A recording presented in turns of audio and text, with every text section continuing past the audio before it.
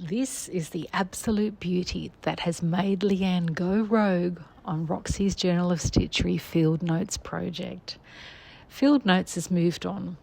It's moved on through autumn, and I'm stuck here in spring because there's no way I can bring myself to move to autumn while this tree is in flower.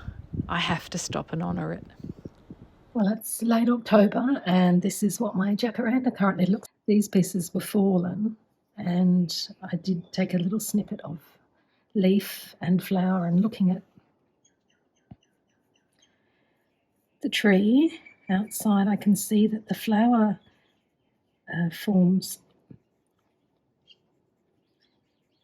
right at the end of the branches,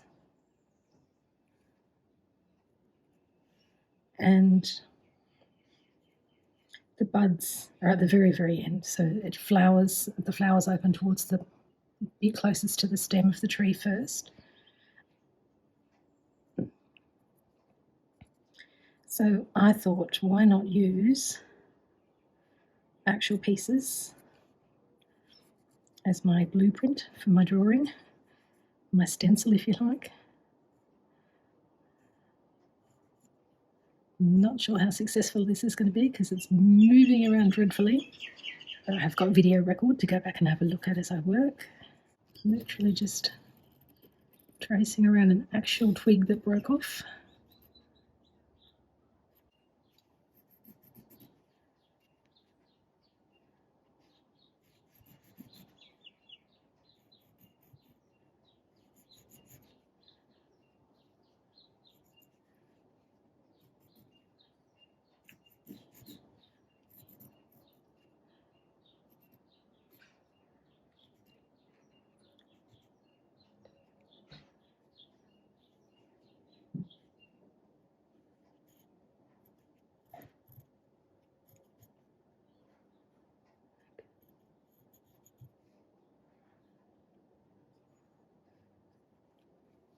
Now I might take a little bit of liberty here and take that out further, that branch.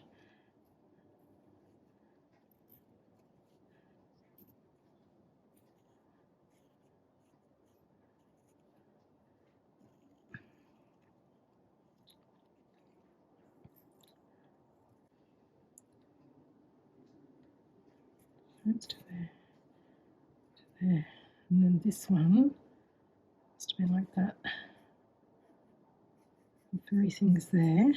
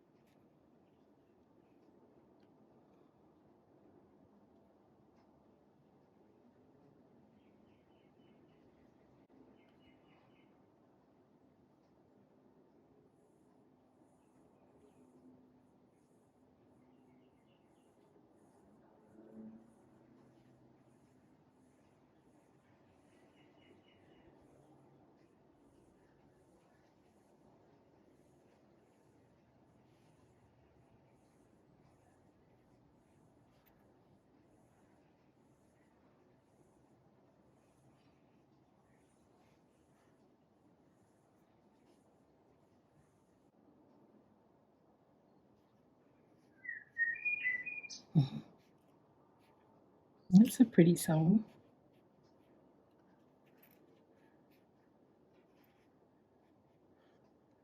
Mr. Blackbird's running along the fence, singing to me.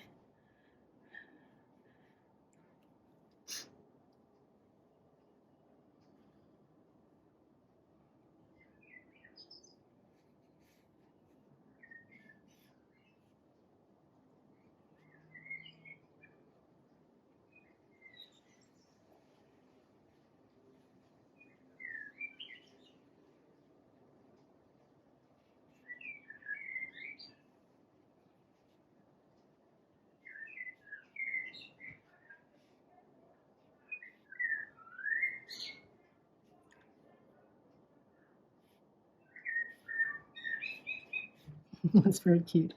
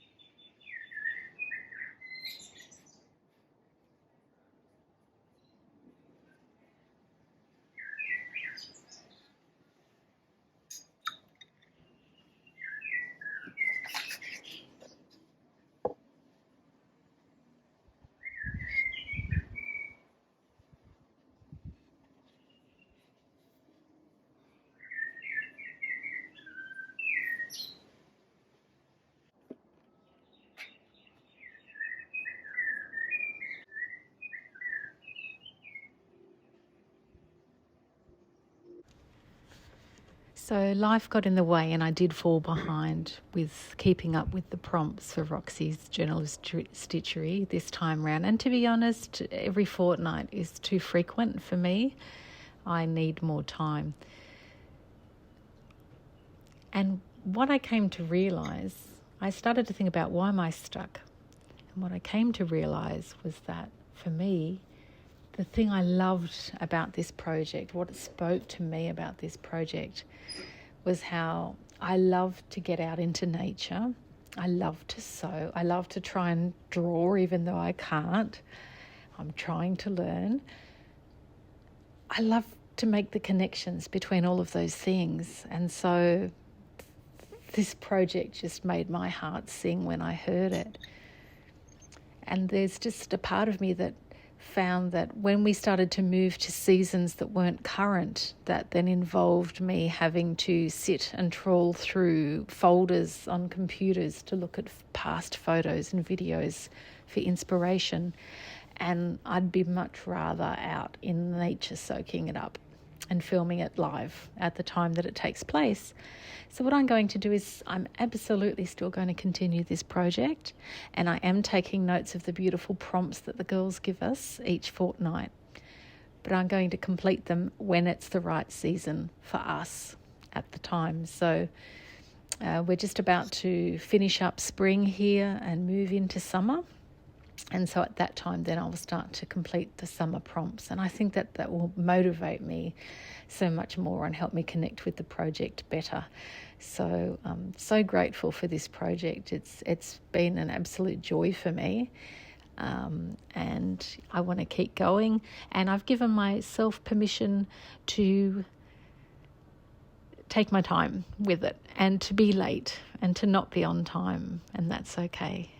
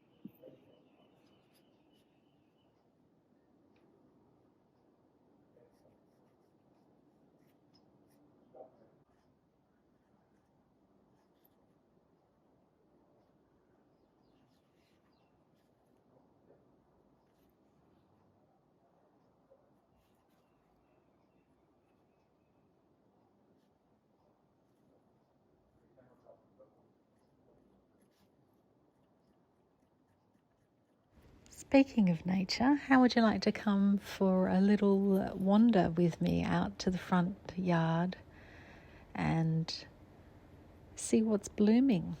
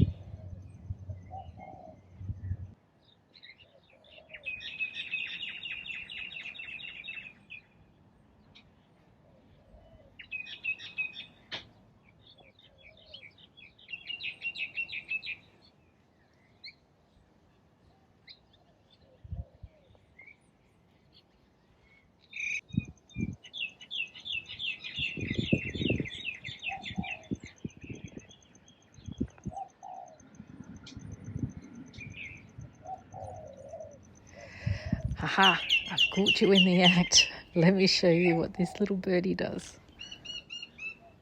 All of this is on my drive and it should be in the garden bed that's about 50 to 60 centimetres wide of digging. Thanks, birdie. Not.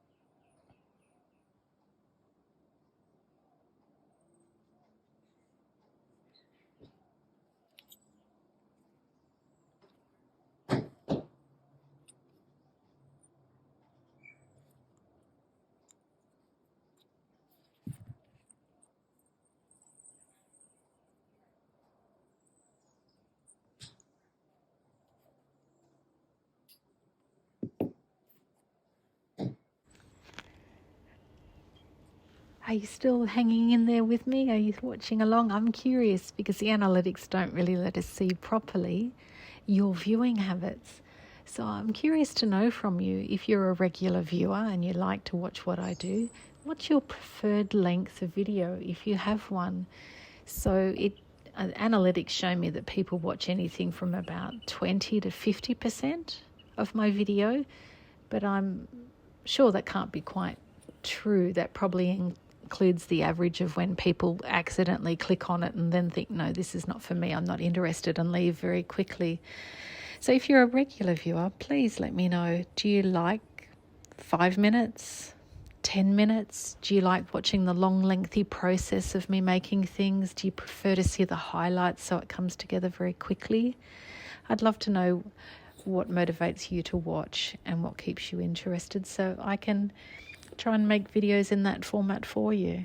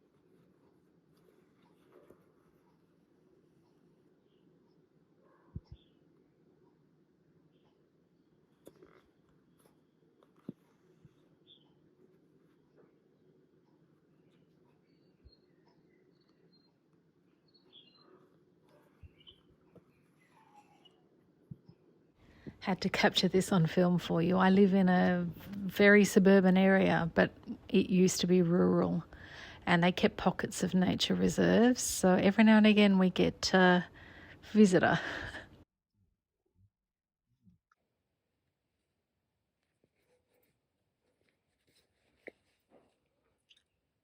I think lazy daisies and backstitch are my most used stitches. If I think about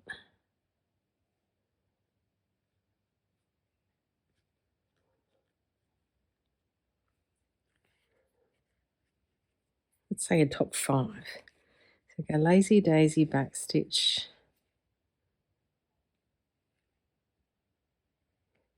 stem stitch,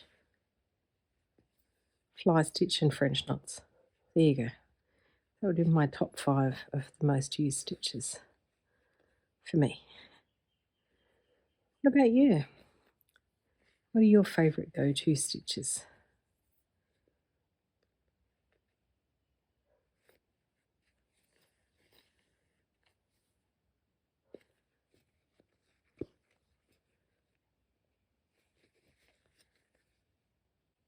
Lately I've seen this bird, not around my house, in surrounding areas, and I've been so intrigued because as a child at high school in woodwork, we had to carve and what felt like endless hours of sanding. Still don't like sanding. This bird, and my mum had kept it my whole life. And then when we were packing her up and helping her move to another place, she sort of offered it to me. I think my dad had liked it, and I said, "Oh, that's okay, Mum. No thanks. I didn't really like that." And she goes, "Well, then why have I been keeping it all these years?" Oh, dear. But anyway, I never knew what it was that we were actually carving. And then lately, I've been seeing this bird. It's a sort of a long, slender bird. And I haven't seen it up close. I often see it in fields with cows. So I'm quite intrigued as to what this bird is. And I still think of Mum and her frustration of having kept this thing that she thought was a treasure and that had to be kept, and I didn't really care about it. Is that like your place? Do you have things that you've kept, your children made, and you feel like you just have to keep them because your children made it? Sometimes we keep things that our children make because we honestly do truly treasure it.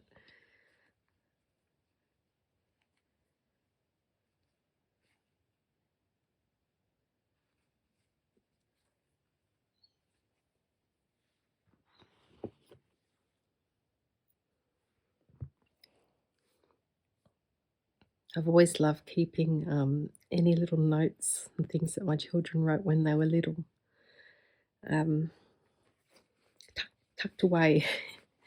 Whenever I gift books onto charity, I always need to check them carefully because I will have invariably stuck in a little photo or a note as a bookmark. So I have to check it to make sure I've got that treasure. I had notes tucked in under the linings of my drawers. I know when we replaced our bedside drawers, I found some cute little notes. And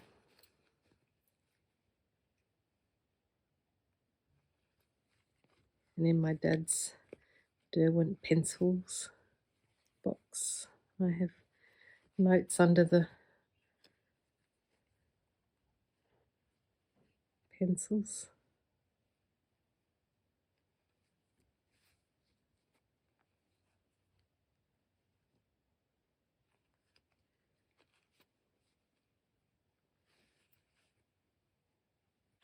So I'd finished stitching the leaves off camera.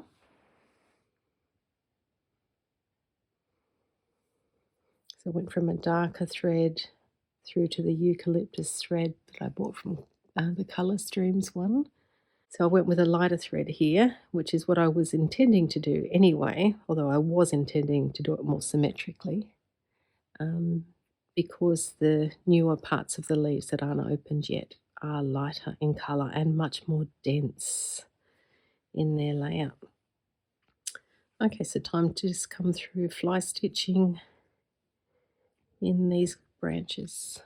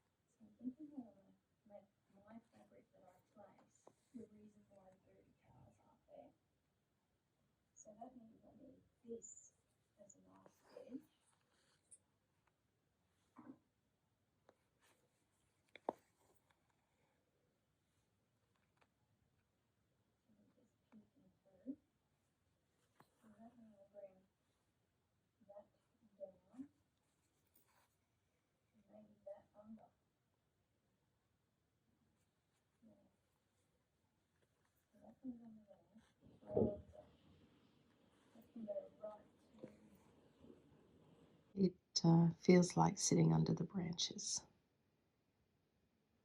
Now, if I were to stitch it again, I would definitely take artistic license and more space here and here.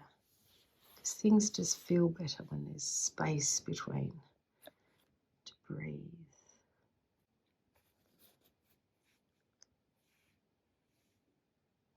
Oh, I've just realised. See, it's good to film. I haven't stitched the green here. Those little blossom buds are just floating in air.